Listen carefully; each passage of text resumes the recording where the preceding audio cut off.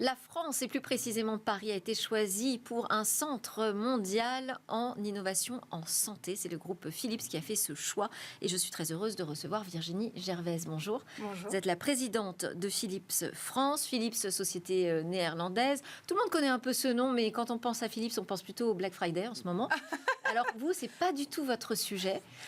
Toute cette partie électronique grand public, éclairage, tout ça, ce sont des Philips sous franchise, c'est ça? C'est une utilisation de la marque par d'autres que vous. Vous, votre sujet, c'est vraiment l'innovation en santé, en matière... Alors vous allez nous expliquer justement, qu'est-ce que vous faites en matière d'innovation en santé? Alors, Philips, en effet, comme vous l'avez rappelé, est un groupe qui, avant, avait une multitude de casquettes. Et à partir des années 2015-2017, il y a eu un virage significatif sur les activités de santé qui s'est opéré au sein du groupe et qui s'est nettement renforcé encore plus depuis le début de cette année. Et dans cette transformation, avec cette focalisation de Philips, de devenir l'acteur prioritaire en santé numérique, clairement, il y a eu une réorganisation de la R&D au niveau mondial. Et dans cette réorganisation, on a vu apparaître donc 5 nouveaux centres de R&D, dont un à Paris qui a ouvert récemment, qui s'appelle le HIP, donc le Health Innovation Paris. Alors ça, c'est ce que j'annonçais, mais je voulais déjà qu'on essaye de comprendre ce que fait Philips dans le domaine de la santé. Qu'est-ce que ça veut dire être un expert de la santé numérique? Alors aujourd'hui, Philips couvre l'ensemble des besoins qu'un centre hospitalier ou un groupement de cliniques privées ou un centre de radiologie... Ce sont des machines? Ce sont exactement. En fait, on parle de... Ça commence par des petits équipements comme par exemple de l'échographie. Ça passe par des plus grosses machines qui servent à faire de l'IRM, du scanner. Et également, on couvre toutes les solutions qu'on peut trouver, par exemple, en cardiologie interventionnelle, en radiologie interventionnelle. Le spectre est extrêmement large. Et donc, du coup, en fait, on est... Du matériel, du logiciel aussi? Voilà, exactement. Du matériel et surtout du logiciel. Puisqu'en fait, c'est vraiment la force aujourd'hui de Philips. Arriver à extraire toutes les données que ces machines sont capables arriver à extraire toutes les données de ces machines pour en faire en fait quelque chose. Et c'est ce quelque chose qui aujourd'hui est en train de donner la vision à Philips de cette transformation de devenir ce leader en santé numérique. Alors j'ai noté, recherche et développement, c'est 1,9 milliard de dollars. Oui, quasiment 10% du chiffre d'affaires l'année dernière, global. C'est ça? Oui, exactement. Et on continue dans cette mouvance-là avec la moitié de l'investissement qui est dédié à des activités sur l'intelligence artificielle. Alors, ce nouveau centre mondial d'innovation en santé, donc, qui va s'installer en France, à Paris, pourquoi déjà le Choose France, ça a fonctionné? Qu'est-ce qui fait que Paris a été choisi pour un centre international de recherche en santé? Alors, déjà... Philips, c'est une entreprise européenne, donc il y en a quand même une grosse prégnance en Europe et c'est très important pour le groupe de continuer dans cette dynamique-là. Mais surtout, pourquoi Paris? Parce que Paris, c'est là où on trouve le plus grand nombre de start-up en intelligence artificielle notamment au niveau européen. Et ce hub, ce HIP, Health Innovation Paris, en fait, a pour ambition, effectivement, de faire travailler un nombre important d'ingénieurs, à ce jour 300, mais pas de travailler uniquement seul à l'intérieur de nous, mais d'agréger le plus possible de partenariats avec notamment des startups. Et donc, du coup, cette localisation Paris, pourquoi Paris, rue Réaumur, au numéro 100 de la rue Réaumur? Parce que on est dans le sentier, ce qu'on appelle le Silicon Sentier. Et donc là, on va trouver et des startups, des jeunes pousses. On a aussi la possibilité de créer du coup des partenariats avec des établissements publics et privés de façon extrêmement facile, puisqu'on est au centre de Paris. Mais alors pourquoi pas vous être installé directement au campus Paris Santé, qui justement rassemble les startups, les grands groupes et aussi la recherche publique? C'est un très bon commentaire parce que je sais que ça fait partie des discussions avant que je rejoigne le groupe. Mais il a été choisi pour Philips quand même de garder notre indépendance et c'était aussi une volonté de pouvoir se positionner comme un acteur leader et de se mettre au centre de Paris. Et alors, innovation en santé, donc vous nous avez expliqué, c'est assez large, hein, ça part des machines jusqu'au logiciel, avec ce focus là sur l'intelligence artificielle. C'est juste le mot à la mode ou qu'est-ce qui va se passer en matière de... Non, c'est pas... Vous allez vraiment faire de la R&D en IA? on va faire alors les 3 domaines d'activité qui vont être le plus travaillés en fait dans ce hub de l'innovation, c'est 3 choses: l'interopérabilité des données, la cybersécurité et l'intelligence artificielle appliquée aux différentes lignes de produits. Donc l'intelligence artificielle que nous avons dans le scanner, dans l'IRM, dans l'échographie. Donc il y en a déjà aujourd'hui. Aujourd'hui, dans tous les équipements que nous vendons, il y a déjà de l'intelligence artificielle qui est embarquée.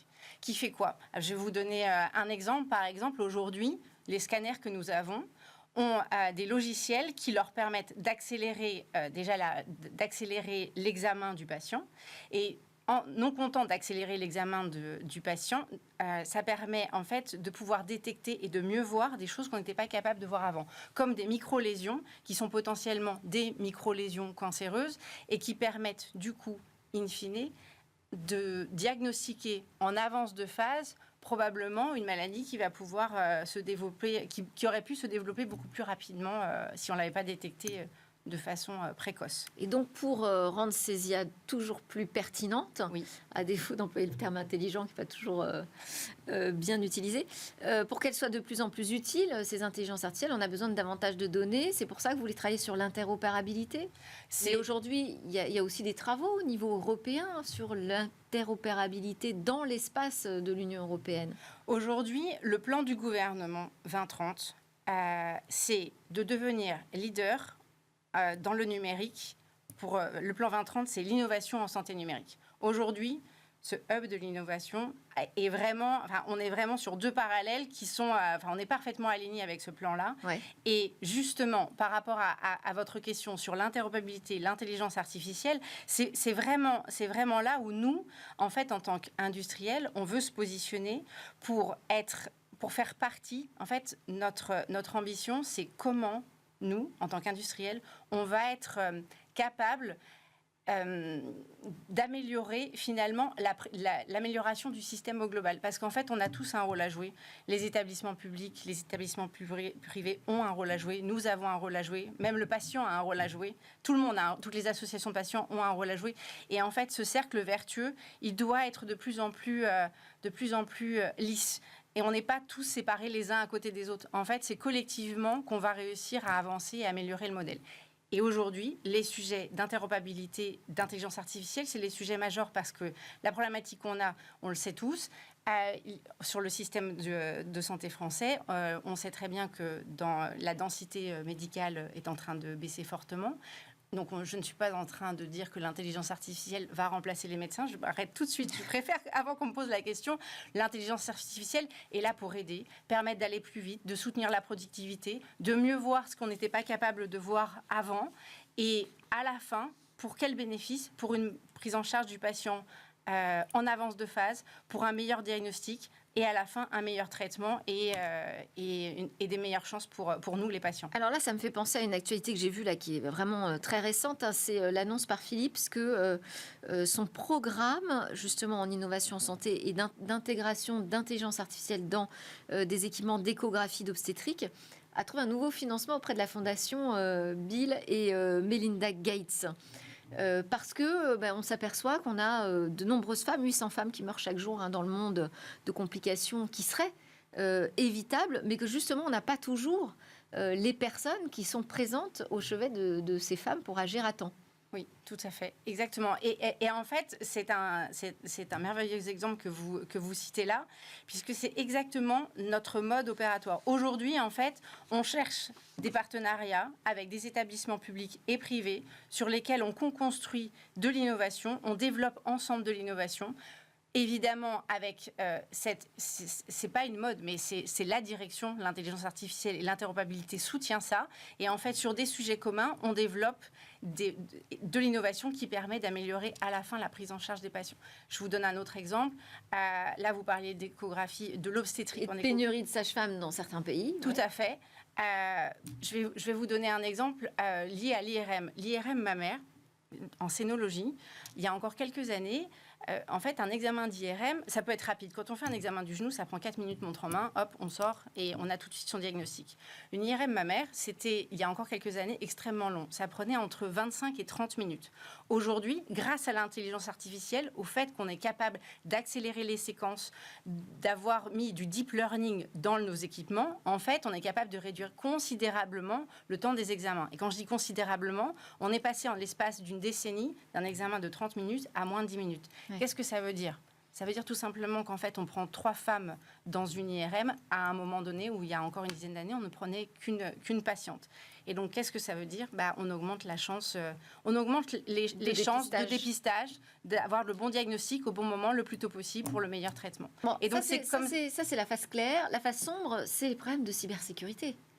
Aujourd'hui, on a de quoi s'inquiéter en voyant la santé de plus en plus s'approprier ce sujet des data face à l'augmentation des cybermenaces.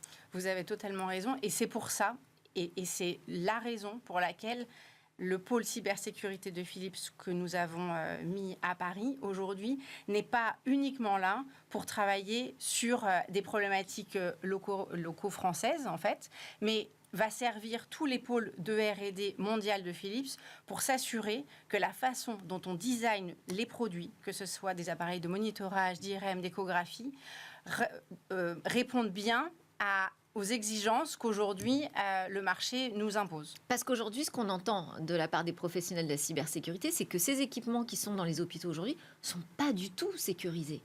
Ne sont pas sécurisés encore. Alors déjà, ils ne sont pas tous sécurisés. Ils n'étaient pas déjà par défaut. Ils n'étaient pas du tout par défaut. Et aujourd'hui, on rentre justement... j'adore votre question puisque, en fait, c'est exactement une discussion que j'ai eue avec un chef d'établissement, un directeur d'établissement hospitalier récemment sur comment accélérer. Parce qu'en fait, l'objectif aujourd'hui, c'est pas uniquement d'apporter une solution, mais c'est de la déployer le plus rapidement possible. Non, mais ils vont pas changer toutes les machines. Non. Mais en fait, l'objectif, et c'est là où c'est intéressant, c'est qu'en fait, on n'a pas besoin de changer toutes les machines. On a besoin de changer la façon dont on récupère les datas. Puisqu'en fait, l'attaque de la cybersécurité qui inquiète un centre hospitalier, par exemple, c'est comment ces datas, je les sors de l'établissement. C'est pas la data en elle-même, c'est comment je la sors de l'établissement pour après toutes les histoires qu'on peut entendre dans la presse qui sont... voilà. Qui sont réels, oui. Exactement. Autre sujet quand même d'inquiétude, c'est tout ce qui tourne autour de l'éthique et de l'IA. L'accompagnement dans la santé, c'est quelque chose de très humain, de très sensible. Les lois éthiques existent. Comment les IA vont s'approprier ces règles qui fonctionnent entre nous les humains ? Aujourd'hui, c'est un très très gros sujet et Philips fera partie de l'équation pour avancer dans cette direction-là. Par exemple, là, le 21 novembre, c'est quasiment demain, on organise une table ronde au HIP qui est co-animée par David Cruzon, qui est le CEO de Ethikia. Et clairement, en fait, c'est des sujets sur lesquels on va aussi se positionner pour s'assurer qu'on avance dans cette bonne mouvance. Mais aujourd'hui, en fait, il y a énormément d'acteurs qui sont on est encore aux prémices de comment on organise tout ça. Oui. En fait, on sait dans quelle direction on doit aller, mais pour l'instant, c'est pas encore complètement organisé. Et vous avez fait donc toute votre carrière dans ce sujet de la santé, de l'innovation. Comment vous voyez arriver cette transformation du système de santé ? Par quel bout il faut le prendre ? Comment est-ce qu'on peut rendre l'hôpital, la médecine, la santé plus efficace demain ? Alors, je répondrai. Il y a plusieurs façons de répondre à votre question. Mais je vais répondre par ma vision qui est... C'est pas qu'un problème d'innovation. C'est pas qu'un problème d'innovation, c'est aussi un problème de paradigme. Aujourd'hui, on travaille... aujourd'hui, le système de santé français est très orienté sur l'approche diagnostique. J'ai un patient malade, je le traite, je le soigne. Il sort de mon établissement hospitalier et il sort du suivi traditionnel. Et en fait, la vision que moi, je pense, sur laquelle il faut qu'on s'oriente, c'est comment le système de santé français devient un système plus orienté sur la prévention. et sur du prédictif. Et en fait, en développant des technologies prédictives qui vont pouvoir permettre d'accompagner cette transformation. C'est des choses qu'on voit déjà apparaître un peu dans les pays nordiques en Europe, enfin, dans les pays nordiques d'Europe. Et aujourd'hui, en fait, il y a un vrai changement de culture à opérer. Et en fait, pourquoi il faut faire ça? Alors, le premier bénéfice, c'est la population, les patients qui seront moins malades ou peut-être détectés malades plus tôt et donc avec des traitements moins lourds, moins coûteux.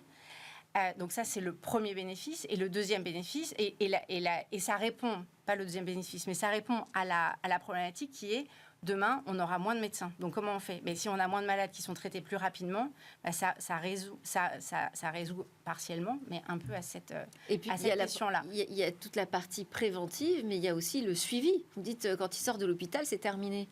C'est pas terminé pour le patient, souvent. Oui, non, c'est pas terminé. Et souvent, je voulais pas résumer à son parcours, une fois qu'il a fini son traitement, c'est terminé. Mais c'est vrai qu'aujourd'hui, le patient, en fait, ça pourrait être terminé après son traitement si la détection de sa maladie était prise en charge, même potentiellement quasiment le jour où il tombe malade. Alors, une petite question rapide, simple. Vous allez voir, comment est-ce qu'on fait pour créer un champion européen dans le domaine de la santé? Parce qu'on voit là, Philips donc, se positionne, c'est une entreprise européenne. Vous choisissez de rester sur le territoire européen pour ce centre mondial de R&D. Vous avez des fonds qui viennent de la fondation Gates, donc des États-Unis. On se dit, bon, il y a peut-être matière aujourd'hui en Europe à créer ces champions du numérique. Quelles sont les conditions pour que ça fonctionne? Les conditions pour que ça fonctionne. On passe vraiment à l'échelle. En fait, il faut qu'on accélère considérablement le nombre de pilotes qu'on est en train d'opérer aujourd'hui sur le territoire. Clairement, quand on fait de la co-innovation, comme on a par exemple, je peux vous parler d'un exemple qu'on a avec le CHU de Rennes, où on a travaillé sur un projet d'alarme fatigue sur les blocs de réanimation post-chirurgie, où clairement on a fait de l'innovation. En fait, cette innovation maintenant, l'enjeu, c'est de la répandre sur le territoire. Il ne faut pas s'arrêter effectivement au POC. Exactement. Merci beaucoup. Vous n'aviez pas beaucoup de temps pour me répondre, je reconnais. Merci Virginie Merci Gervais. à vous et merci pour cette invitation. Avec grand plaisir. Je rappelle que vous êtes la présidente de Philips France. Allez, à suivre, on s'intéresse à l'AI Act, ce règlement pour l'intelligence artificielle en Europe.